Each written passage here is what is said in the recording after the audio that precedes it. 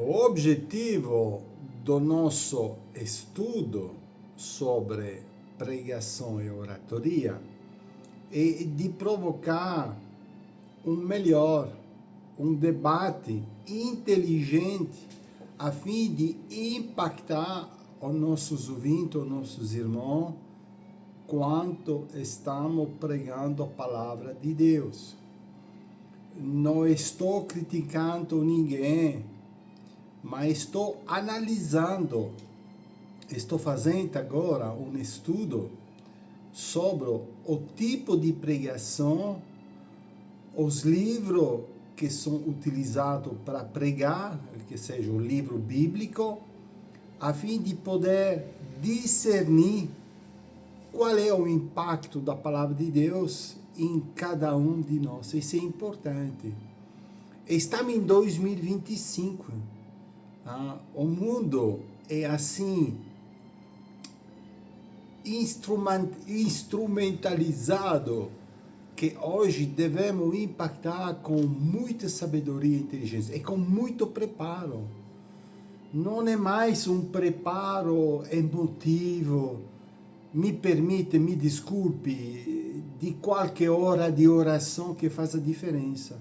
Sempre deve ter a oração, com certeza, a procura do Espírito Santo, o encaminhamento da palavra de Deus, mas deve ter muita pesquisa, muito preparo. Infelizmente, estamos em um momento de sociedade frenética, onde a maioria dos pastores não tem 15, 20 minutos para preparar uma mensagem bíblica. Sinto muitos, irmãos, em 15, 20 minutos, mesmo uma hora, você não prepara nada.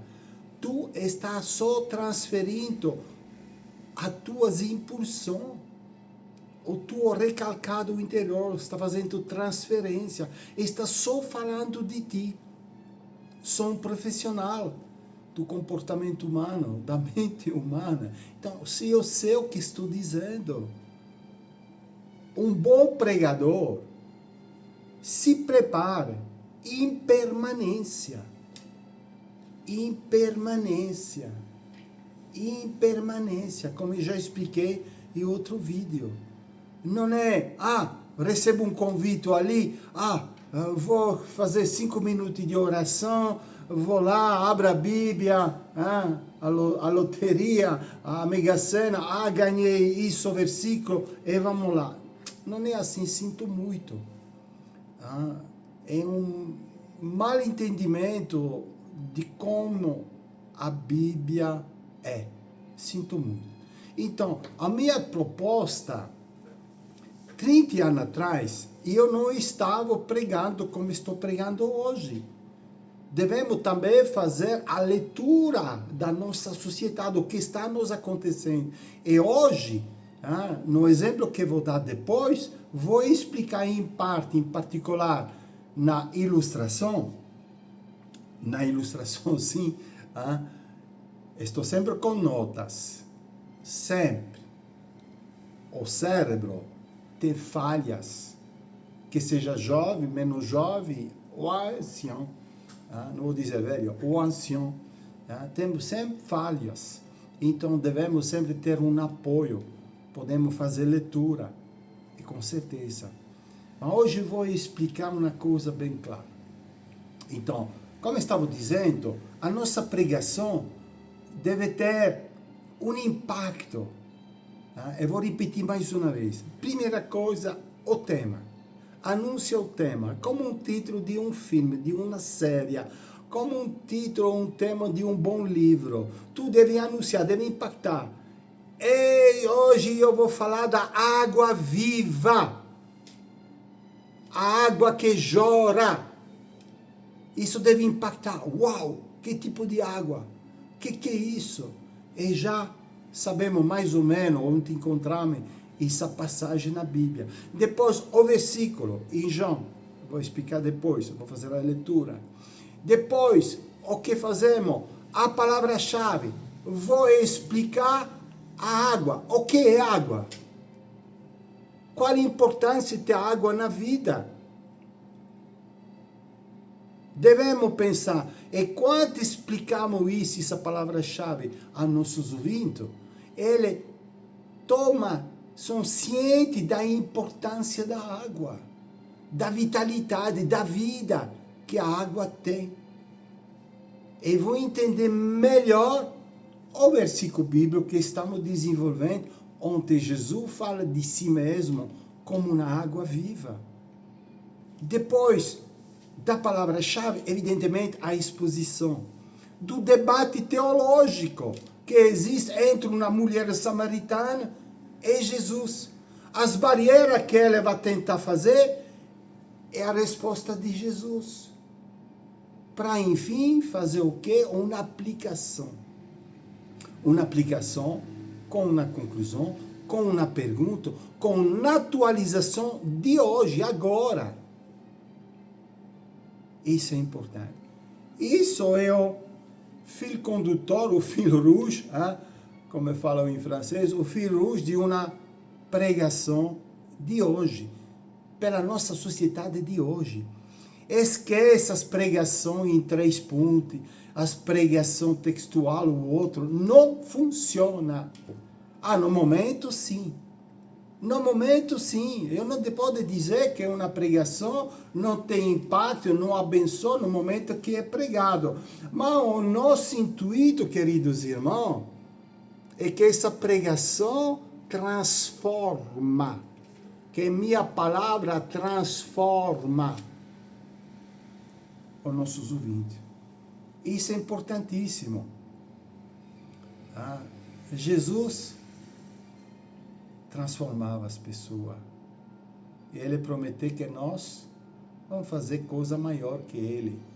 Por que não estamos conseguindo? A palavra de Deus hoje não transforma. Sinto muito dizer isso. Muito se regozija dizendo que o nosso movimento evangélico está só crescendo no Brasil. É melhor ficar calado. Porque o crime está aumentando. Feminicídio está aumentando, violência doméstica está aumentando, os estupros estão aumentando, os homicídios estão aumentando, o roubo está aumentando, o furto está aumentando, as cadeias estão cheias, os presídios estão cheios de desfile de evangélico a 95%. Tem alguma coisa que não está funcionando, queridos irmãos. Tem alguma coisa que não está funcionando. Devemos tirar a máscara e nos olhar e dizer o que está nos acontecendo. O problema é a palavra proclamada que não transforma mais. Estamos só fazendo entretenimento, lazer espiritual. Eu chamo isso de coaching gospel. Vou fazer um vídeo sobre a anatomia de uma pregação. E eu prometo explicar exatamente o que acontece com as pregações atuais e a proposta que estou fazendo aqui, qual vai ser a diferença. Amém? Vamos lá? Agora vou dar o exemplo, mais um. Hoje o tema é a água viva. Já anunciei, mas vou enfatizar mais uma vez. Vamos falar, proclamar, vamos expor a água viva. E o versículo. Hoje vou fazer, na verdade, me permite, uma pequena, como dizer, anotação, se me permitir. Os capítulos da Bíblia e os versículos da Bíblia foram colocados depois que a Bíblia foi escrita. O capítulo foi, acho, se me lembro bem, no século quarto, quinto, que foi colocado. E o versículo foi bem mais tarde, em 1500, quando foi impressa a primeira Bíblia ali em Paris, em 1500, alguma coisa, foi colocado ali em uma gráfica, se me lembro bem, em Avignon, os versículos bíblicos. Então, as delimitações que nós temos na Bíblia não são originais. Não são originais. É por isso que até hoje, na alguma Bíblia, em algum segmento, algum parágrafo, colocamos um título em cima. Isso também não é original. Então, eu vou pegar um trecho que para mim é um versículo, mas na verdade contém 2 versículos. Não vamos fazer polêmica sobre isso, era só a dica, a explicação, porque eu sempre gosto de pregar sobre uma frase com uma palavra-chave.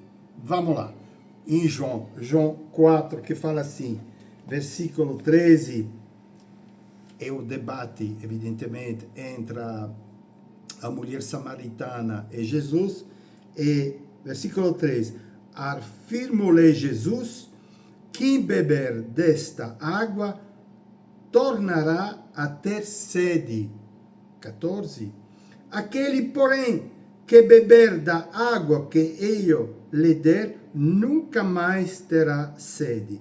Pelo contrário, a água que eu lhe der será nele uma fonte a jorrar para a vida eterna. Versículo maravilhoso. Evidentemente, a palavra-chave aqui, encontramos 3 vezes a palavra água. Água. Mas o que é água?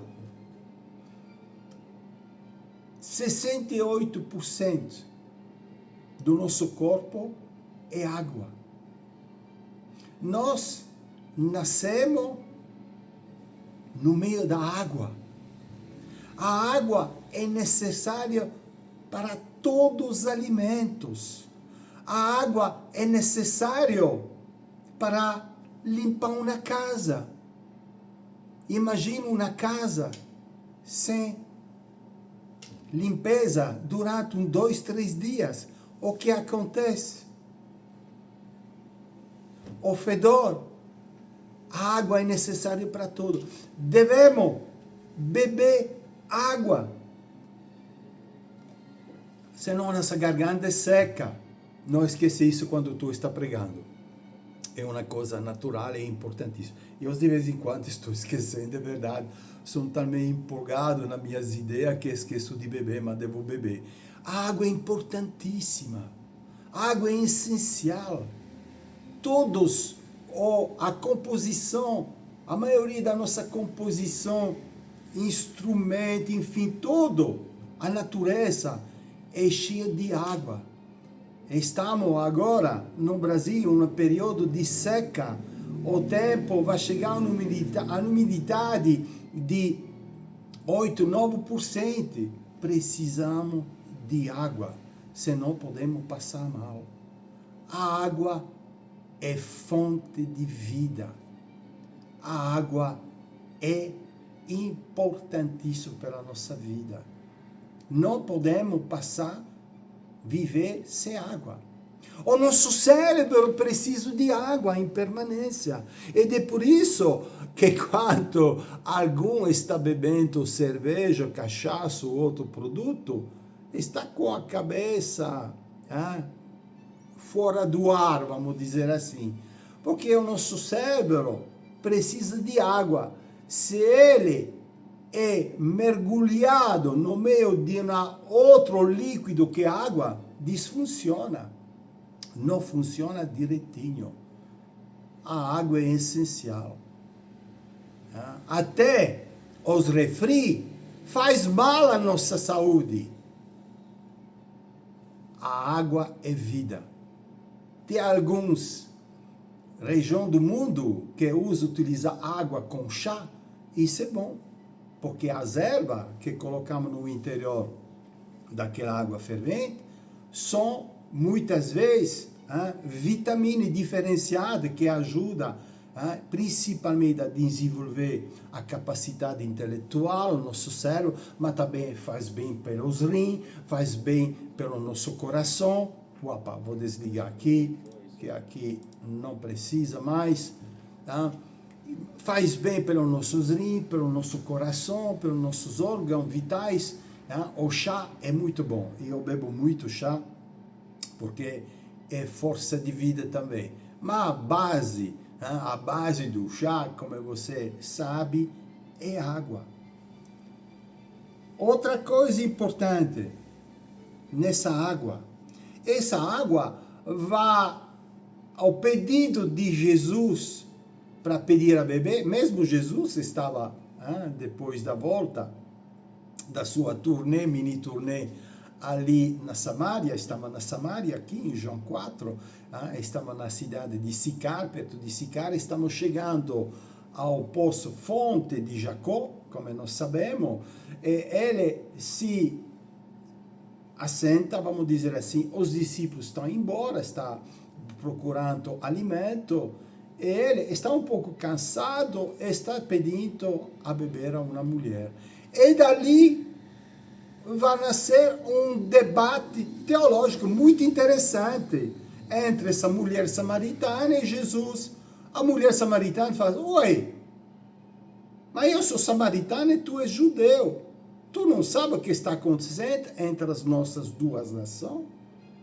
E Jesus imediatamente abre as portas. Ele vai imediatamente abrir as portas. E ela vai dizer: ué, mas tu não sabe que essa fonte, tu és maior que aquele que construiu essa fonte, que foi Jacó, que deu a beber a seus rebanhos, a seus filhos, etc, etc. E Jesus ali vai superar as tradições. Jesus, nesse debate teológico, vai quebrar dois paradigmas muito importantes para a nossa vida, que vou desenvolver depois na aplicação. A barreira que nós colocamos na nossa vida e a segunda são as tradições. Jesus vai dizer bem claro: se tu conheces o dom que te estou doando, tu nunca mais vai ter sede, e que a mulher vai pedir no final, no versículo 15, mas não vamos antecipar a conclusão. Então, depois desse debate muito interessante, podemos extrair uma linda ilustração com a nossa vida do dia a dia de hoje, de nós, de todas as barreiras, como acabamos de explicar antes, de todas as barreiras das tradições que nós carregamos na nossa vida. Tradição de cultura, tradição de sucesso, barreira que nós ficamos presos nessas barreiras. Hoje vivemos uma sociedade compulsiva. Sempre estou insistindo sobre isso, mas é verdade, uma sociedade compulsiva de consumismo, de acumulação, de competição. Hoje estamos em uma sociedade de crédito. Estamos vivendo além das nossas possibilidades. Estamos vivendo desafiando, nos desafiar de si mesmo, da nossa própria barreira, da nossa própria tradição, tentando de fazer que está passando o amor, que está essa barreira, a tradição que está no interior, e eu posso superar. Estou me fazendo violência em mim mesmo. Então eu me arrisco com essa sociedade de crédito que me permite de fazer o que eu quiser. Irmão, antes desse exemplo de pregação que estou dando, eu expliquei uma coisa muito importante. E me permite mais um outro parêntese. Nas nossas igrejas não podem subsistir sem a liberalidade dos irmãos, o que seja. Sem, vamos falar bem franco, sem um dízimo às ofertas. Só que muitas vezes esquecemos uma coisa muito importante. O povo brasileiro, o Brasil, 80% dos brasileiros têm dívidas sérias. E 20% estão em falência. Não quero explicar isso em detalhe. Então, em vez de insistir sempre, devemos continuar a dizimar, devemos continuar a ofertar. A igreja deve continuar o grande papel da proclamação da palavra de Deus que tem. E eu estou dizimando, estou ofertando sempre nas igrejas. Mesmo se muitas vezes não concordo, mas acredita no papel da igreja e confia no Espírito Santo de Deus. Mas devemos também nos responsabilizar a ajudar as pessoas os irmãos que estão nessa situação por causa da compulsividade, por causa dos desafios, das barreiras e das tradições que ele tem no interior. Devemos ter essa ousadia de enfrentar e de ajudar as pessoas a ter um melhor equilíbrio, não somente financeiro, mas não é um equilíbrio financeiro o problema da falência, é o problema do crédito em excesso da dívida. É um problema mental, é um problema pessoal, é um problema de estrutura interior. É disso que eu proclamo a palavra. A palavra de Deus quer penetrar o teu coração, a fim que essa estrutura, a tua interioridade, pode se transformar. Isso é o mais importante, irmão. Isso esquecemos muito. Mas, enfim, quando eu vou fazer a autonomia da pregação, anatomia da pregação, vou explicar isso bem claramente. Que nós precisamos de ferramentas. Tem uma capacidade de poder superar as nossas barreiras, de superar as nossas tradições que são, infelizmente, incorporadas pela família, pela aceitação ou mesmo pela rejeição de uma família. Está em nós. Nós temos essa capacidade extraordinária, mas não podemos não compreender e não ajudar com a proclamação da palavra de Deus as pessoas que estão por 80%, ou que seja, cada 10 irmãos que estão na minha frente, na igreja, está em dívida, tem uma dívida.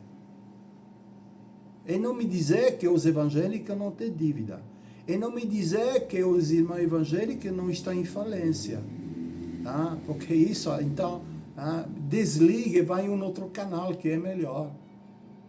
Aí essa é a nossa realidade. Devemos também ajudar a consertar os atos compulsivos das barreiras interiores e da tradição interior. Como Jesus fez com aquela mulher.